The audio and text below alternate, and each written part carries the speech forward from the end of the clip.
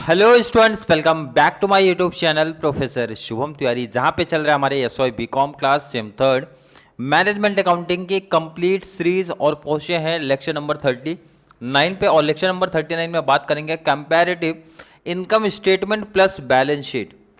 ध्यान रखना कि जो बच्चों को काफ़ी बच्चों को टेंशन है कि सर अगर दोनों कॉन्सेप्ट आए तो क्या होगा। भाई आपने बैलेंस शीट कंप्लीट बेसिक मतलब छोटे सम से लेके हार्ड सम तक में कंप्लीट फॉर्मेट बेस पे आपने सम्स किया प्रैक्टिस, प्लस इनकम स्टेटमेंट के भी बहुत सारे एग्जांपल्स की प्रैक्टिस किया।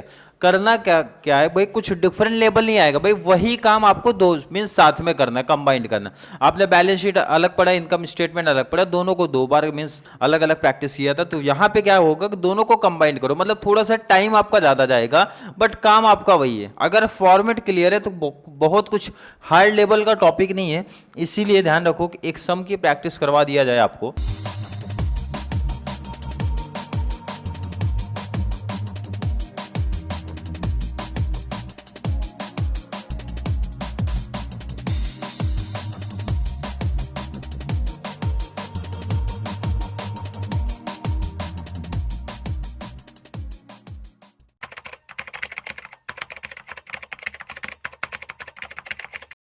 कंपैरेटिव बैलेंस शीट, जैसा कि टेबल तो आप लोगों को पता होगा क्या बनता है। पहले बैलेंस शीट करेंगे क्योंकि क्योंकि क्वेश्चन देखिए जरा आप, पहले क्वेश्चन आप देख लो।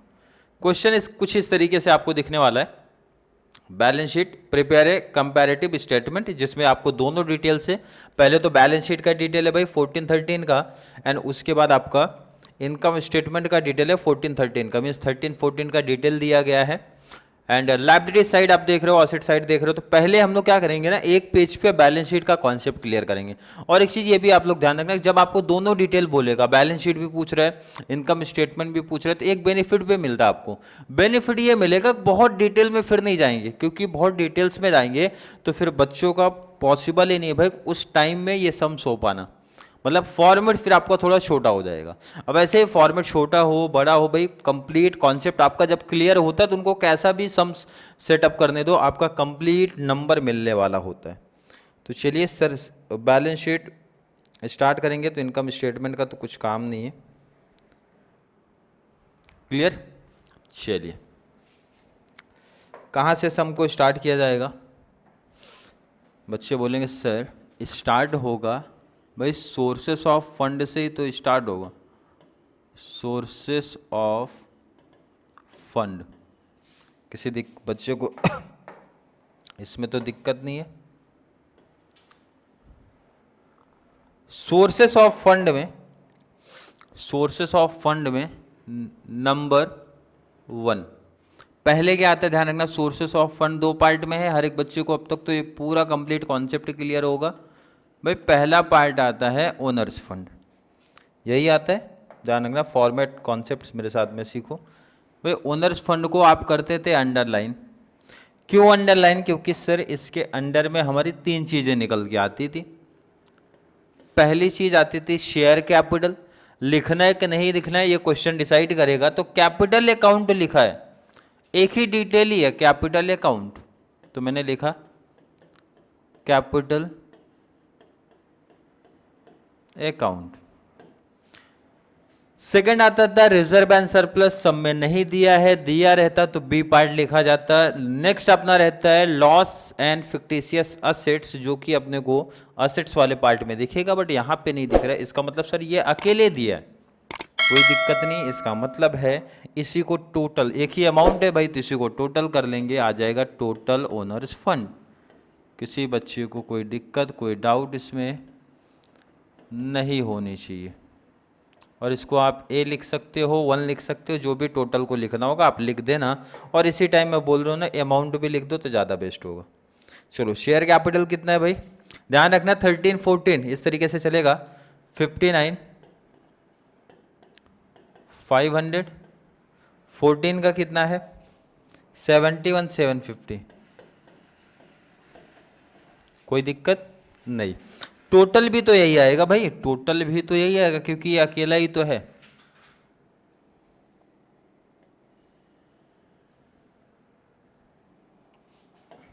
टोटल कर दो, टोटल यही आएगा 59 500, 71, 750। किसी बच्चे को यहाँ तक मुझे नहीं लगता कोई प्रॉब्लम है, कोई प्रॉब्लम यहाँ तक तो नहीं होनी चाहिए सर। काफ़ी सिंपल कॉन्सेप्ट, यहाँ तक तो सिंपल ही है, आगे देखेंगे। और ये सम तो बहुत छोटा सम मुझे लगता है, फॉर्मेट बेस पे तो बहुत छोटा टॉपिक दे दिया आपको। ओनर्स फंड के बाद क्या आता था, याद होगा तो नंबर 2 भाई आपका आता है लोन फंड। क्या आता था, लोन फंड। कंप्लीट कॉन्सेप्ट बता रहे हैं। लोन फंड को आप करते थे अंडरलाइन, ठीक है, लोन फंड को आप करोगे अंडरलाइन। लोन फंड में debenture, secured loan, unsecured loan, 3 चीजें हैं। जब मैं क्वेश्चन को देखूंगा तो बैंक लोन दिया है, इसका मतलब इसमें सर इसमें भी एक ही डिटेल लिखा है, तो मैं यहां पे लिख दूंगा बैंक लोन।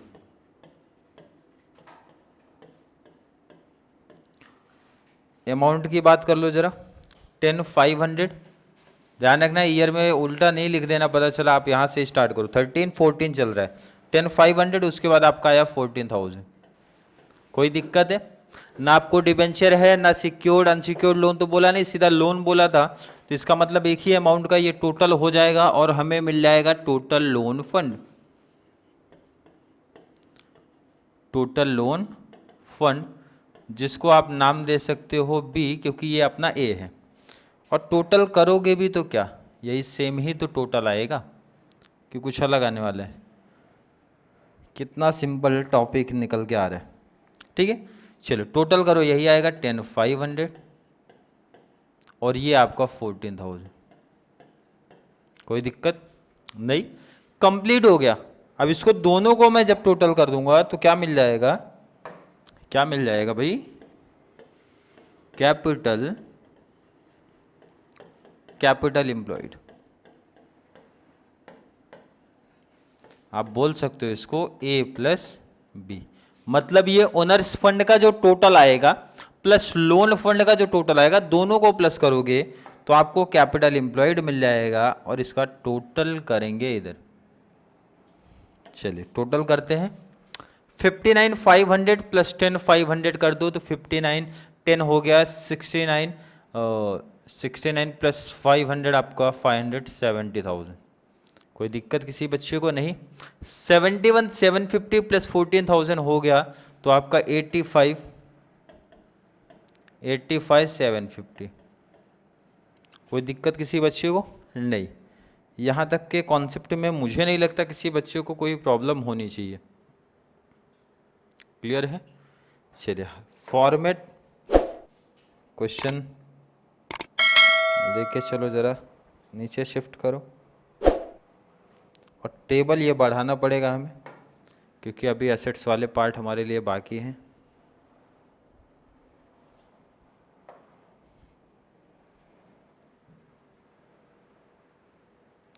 पहले टेबल प्रिपेयर कर लेंगे तो ज़्यादा बेस्ट रहेगा अपने लिए। चलिए टेबल को थोड़ा सा और बड़ा कर लेते हैं।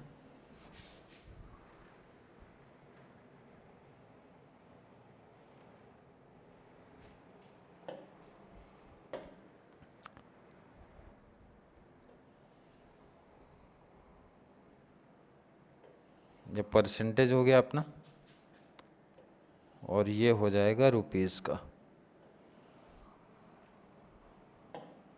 ठीक है। चलिए सम को स्टार्ट करते हैं।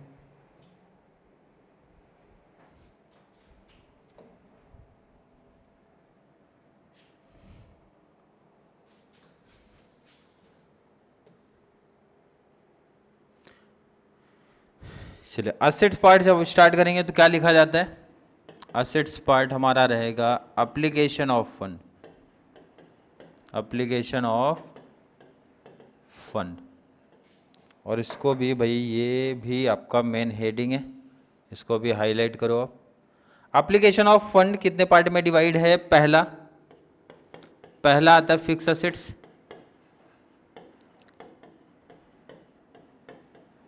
Fix asset, investment, working capital. Fix asset, investment, working capital, fix asset. Question देखो ना, फिक्स असेट डायरेक्टली आपको अमाउंट दिया है तो आपको डायरेक्ट ही अमाउंट करना पड़ेगा यहाँ पे। चलिए अमाउंट लिखेंगे फिक्स एसेट कितना है 43,750, 43,750। नेक्स्ट ईयर का 52,500, 52,500। क्लियर कॉन्सेप्ट है। सेकेंड पार्ट जब इसमें बात करेंगे, सेकेंड आपका क्या है इन्वेस्टमेंट। और इन्वेस्टमेंट तो मोस्टली क्या मैं बोलूँगा आपके सिलेबस में 100% हमेशा डायरेक्टली ही दिया होता है। जैसे फिक्स असेट में बहुत सारे केसेस में आपने देखा था डायरेक्टली ना देके प्लांट एंड मशीन, फर्नीचर, इस तरीके से आइटम्स दिए थे, फिर उसको आपने टोटल करके फाइंड आउट किया था। बट इन्वेस्टमेंट के केस में जितने भी कंप्लीट प्रैक्टिकल क्वेश्चन की बात करो, कंप्लीट सीधा साथ में दिया है, तो कोई दिक्कत नहीं, उसको सीधा लिख दिया करो 1750 फर्स्ट ईयर का, सेकेंड 3500, 3500। चलिए नेक्स्ट पार्ट क्वेश्चन और आगे शिफ्ट करते हैं, जरा सेट करेंगे, फिर उसके बाद टैली अपना मैच करेंगे, ठीक है। पहले कंप्लीट कर लेते हैं, उसके बाद क्वेश्चन को मैच हम लोग करेंगे। राइट चल रहे कि नहीं।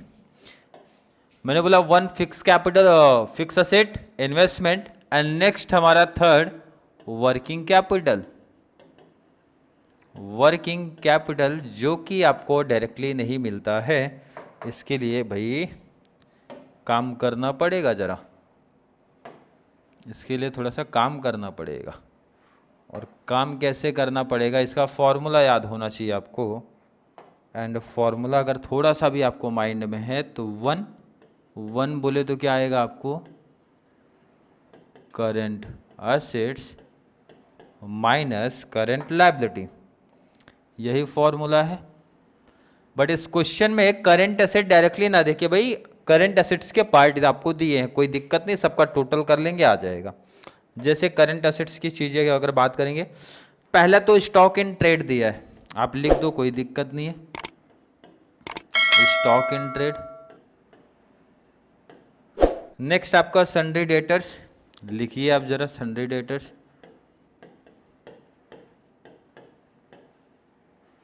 चलिए आगे बात करते हैं। और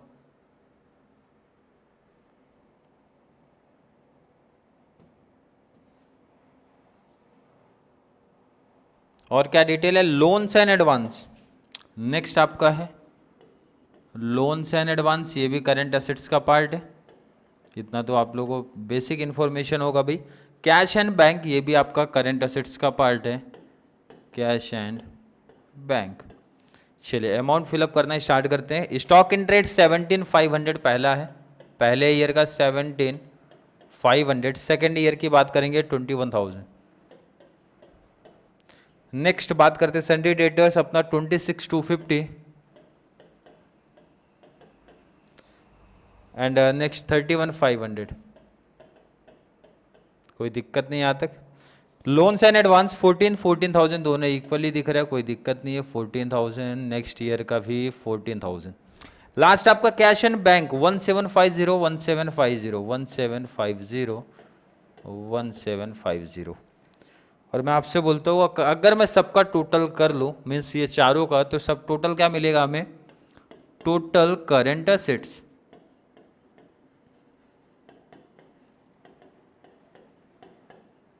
जिसको आप ए बोल सकते हो, और टोटल आप यहाँ पे कर सकते हो। क्लियर है।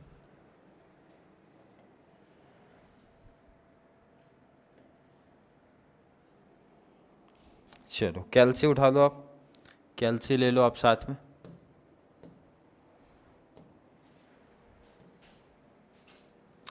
$17,500 प्लस 26,250 प्लस 14,000 प्लस 1750, कितना है 59,500।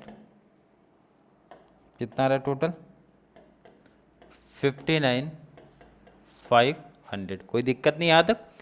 सेकेंड टेबल का टोटल जब करेंगे 21,000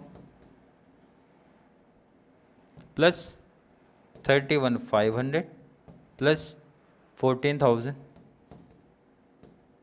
प्लस 1750, कितना है 68,250। क्लियर है। असेट्स का टोटल ले लिया, असेट्स का टोटल हमने किया, करंट असेट आ गया। अब बात करेंगे करंट असेट से माइनस क्या होता है हमारा, करंट लायबिलिटी। क्या माइनस होगा,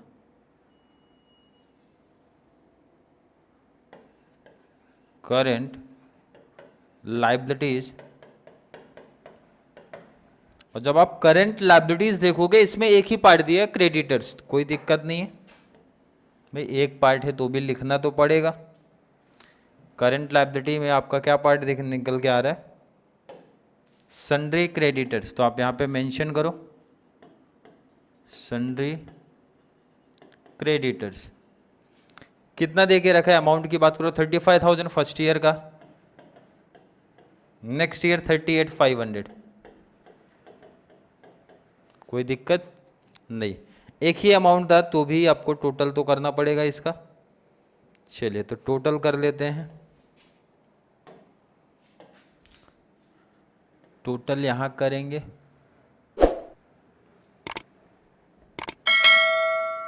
ठीक है, क्या मिल जाएगा, टोटल करेंट असेट्स, जिसको आप नाम दोगे बी, क्योंकि टोटल करेंट असेट को ए लिखा तो इसको बी लिखा, और माइनस जब कर देंगे तो क्या मिल जाएगा भाई, टोटल वर्किंग कैपिटल या फिर वर्किंग कैपिटल, जो भी आप लिखो यहाँ पे,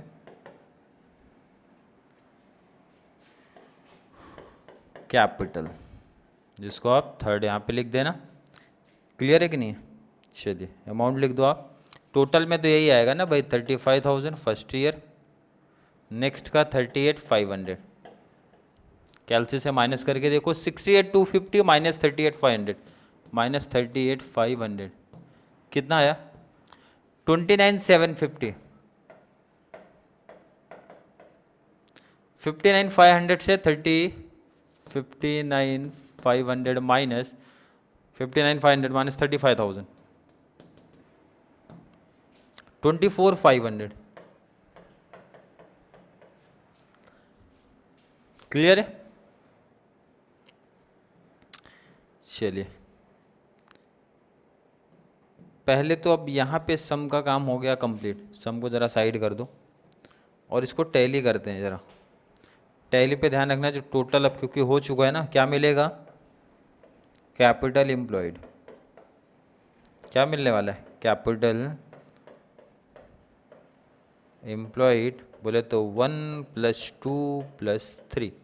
1 क्या है जरा देखते हैं भाई क्वेश्चन, और मैच भी यहीं पे होने वाला है, अभी भी नहीं दिख रहा है, और थोड़ा छोटा करते हैं।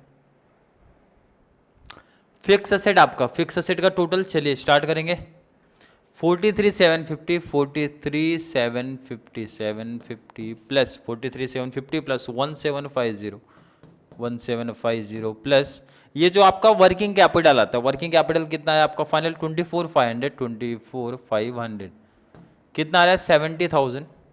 अगर मैं ऊपर देखता हूँ आपका, देखो यहाँ पे कैपिटल एम्प्लॉयड फर्स्ट ईयर का कितना, 70,000, इसका मतलब राइट चल रहा है, तो आप यहाँ पे मेंशन करो, ये आपका कितना है, 70,000। इसी तरीके से सेकेंड ईयर का भी टोटल आपको करना पड़ेगा, 52,500, 52,500 plus plus plus 3500, 3500 plus last आपका 29,750, 29,750 किया तो 85,750, 85,750। क्लियर है कि नहीं है? इसी पे सम हमारा क्या हो गया, टैली हो गया। और ज़रा इसको भी मैच कर लेते हैं ऊपर कि राइट चल रहे कि नहीं, 85,750, 85,750 मैच हो गया कि नहीं हो गया। मतलब आप देखो कुछ नया कॉन्सेप्ट नहीं है, जैसा बैलेंस शीट आपने पढ़ा था वैसे बैलेंस शीट आपने कर लिया, और सिमिलर इसी बेस पे आपको कर लेना है इनकम स्टेटमेंट नेक्स्ट पेज पे, जैसा मैं बता रहा हूँ आपको सिमिलर इसी तरीके से क्या करना है, इनकम स्टेटमेंट प्रिपेयर करना, अलग से टेबल प्रिपेयर करना पड़ेगा, और इनकम स्टेटमेंट वाली चीज़ें हमारी लिखनी पड़ती हैं। चलिए क्वेश्चन को मैं रखता हूँ ऊपर ज़रा,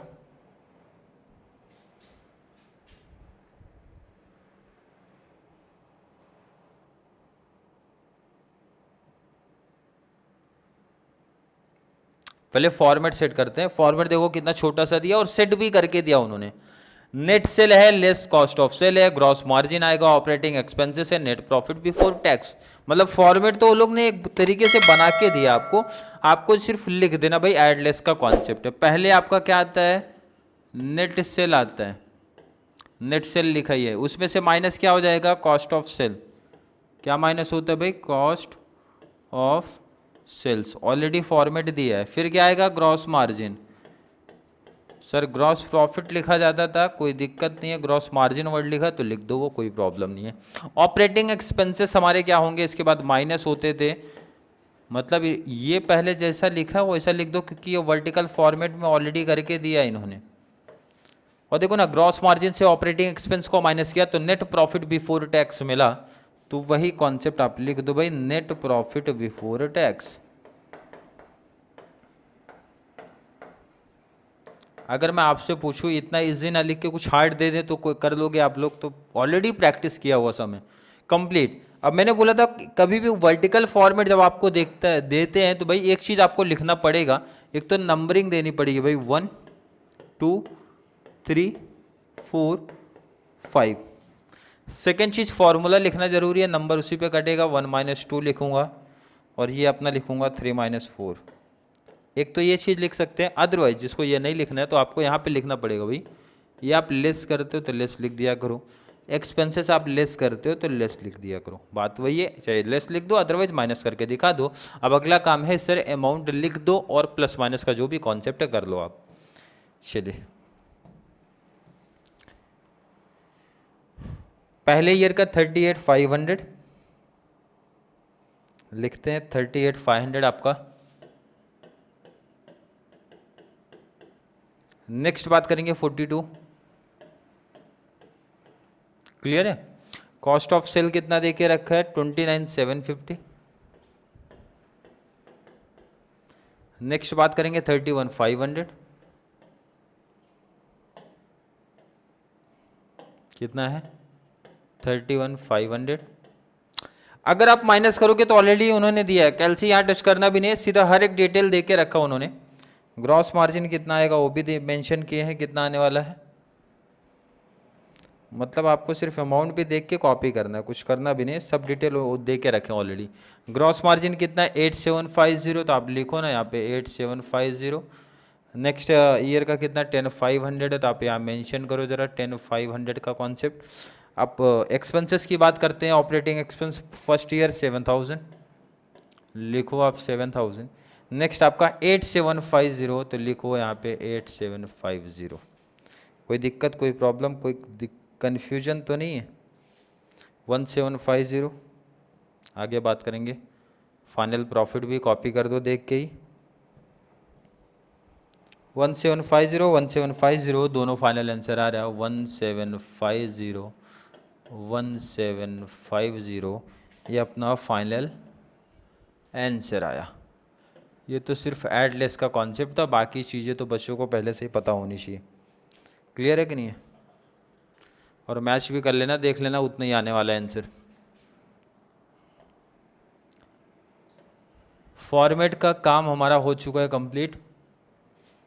अब क्वेश्चन को आप साइड कर सकते हो, क्वेश्चन का काम यहाँ तक ख़त्म हो गया, इसको आप साइड करो। पहले तो इसी में बात कर लेते हैं जो आपका ये टेबल बनता है आगे वाला।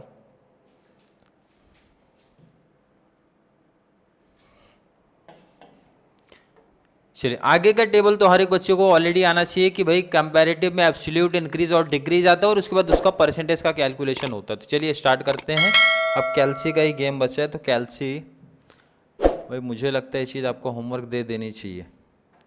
चलिए कुछ कैलकुलेशन बताते, बाकी होमवर्क ही रहेगा एक तरीके से आपका। 38,500 आपका सेल था, फिर 42 हो गया, 38,500 माइनस 42 हो गया, कितने का इंक्रीमेंट हुआ, 3,500 इंक्रीज हुआ भाई।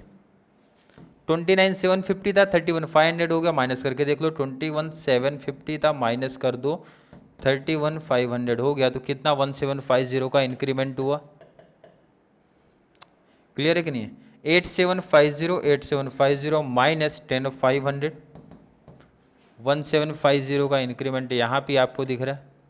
नेक्स्ट बात करेंगे 7,000, 8750 तो 1750 का यहाँ पे भी इंक्रीमेंट, लास्ट में 0 का इंक्रीमेंट, मतलब कोई इंक्रीज ही नहीं हुआ है।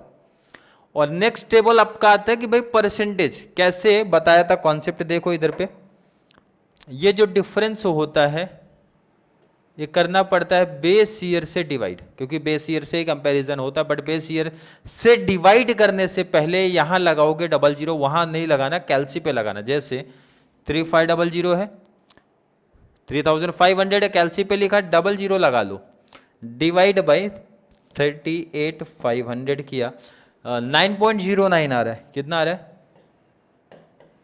9.0909, तो 9.09 आपका फाइनल आंसर हो जाएगा। क्लियर है? आई होप हर एक बच्चे का कॉन्सेप्ट क्लियर है। फिर से देखो ना, नहीं समझा तो कोई दिक्कत नहीं है। 1750 00 ऐड करने की बात हुई थी, 00 ऐड कर लो, डिवाइड बाय बेस ईयर 29750 किया, 5.88 आ रहा है, तो ये हमारा आंसर आएगा 5.88। फिर से क्या कैलकुलेशन करेंगे भाई, 1750 का डिफरेंस है, 00 ऐड कर दो, डिवाइड बाय बेस ईयर 8750 20 का आया, तो यहाँ पे लिखो 20। नेक्स्ट फिर से वही डिफरेंस कितना है, 1750, 00 ऐड कर दो, डिवाइड बाई 7000 कितना आ रहा है? 25% आया, तो ये आपका 25 हो गया। ये ध्यान रखना, जब नील है तो ये भी नील रहेगा। परसेंट का कॉन्सेप्ट तो आपके लिए वैसे भी पहली जो आपने प्रैक्टिस किया था वही है। अब इसमें भी जरा परसेंटेज का कॉन्सेप्ट करते हैं, कैसे सिखाया गया था, सिमिलर यहाँ भी वही कॉन्सेप्ट आपका चलता है। 1 से 2 कॉन्सेप्ट कराएंगे, बाकी आपका होमवर्क हो जाएगा। तो चलिए 1 से 2 कॉन्सेप्ट आप देखो, सेम वही रूल चलेगा। पहले तो डिफरेंस निकालेंगे सिर्फ, 59500 माइनस 59500 माइनस 71750 हो गया, कितना है? 12250। यहाँ भी वही आएगा 12250।